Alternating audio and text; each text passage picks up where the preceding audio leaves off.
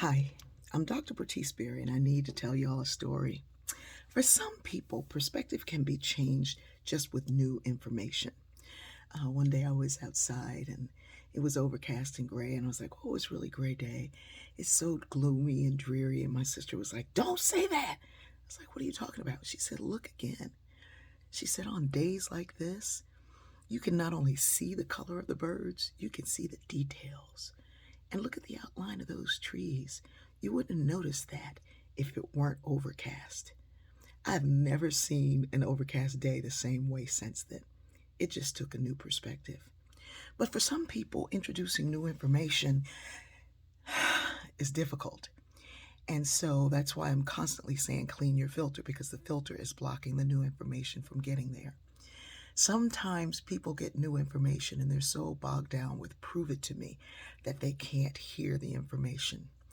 I see this a lot in comments in the post of, well, prove this to me. It's not the way it's written. It's, well, where did you get this? And can you give me a source for this?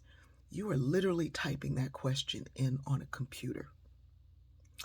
I find it amazing that when I say something new, people will say, I couldn't tell what it was by the way you mispronounced it or the way you pronounced it. No, it's something you've never heard of. And so you were assuming one thing. So if I say heart math, you don't hear math. You hear must be about mapping the heart. So I'm going to look up that. And I can't find it under that. And actually, in my search engines, if you look up heart map, you will get heart math. But, Theophilus thistle, the successful thistle sifter, and sifting a sieve of unsifted thistles, thrust not 10,000 thickles through the thick of thy thumb. I know how to pronounce my THs. But if you are looking for a certain thing, that's what you find. And if it's coming from a source that you don't expect, that's what you hear.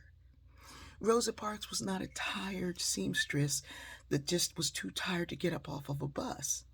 Rosa Parks was an amazing researcher who'd been cataloging all of the violent assaults, sexual assaults against Black women.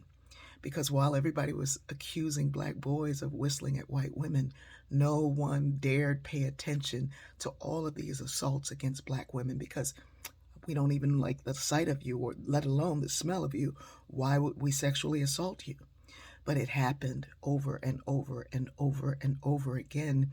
And Rosa Parks, the activist who had a side gig because activism doesn't pay, she was going around and collecting these first-hand accounts of these assaults. She was a researcher.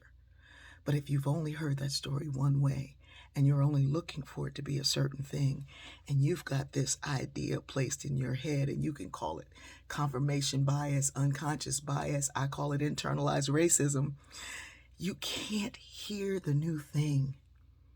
When I was a teacher, a professor, students would say, how do you know? And sometimes I wondered if it was my age or my race, because these 18-year-olds were asking a 20-year-old how she knew. My answer was always the same, because I'm holding the chalk. I love you, and we're going to get there. Start to wonder not only about something, but begin to look it up. Begin to search for ways to find it, and keep searching. Don't ask the person who's handing you the steak to turn around and go cook it a little bit more. Do your own research. Because I talked about the documentary I Am and said that's where heart math came from. And if you start with the source, you will find all kinds of things that you didn't even know you connected to. But too often we want to jump to the end and think you can get the PhD before you go to kindergarten. I love you.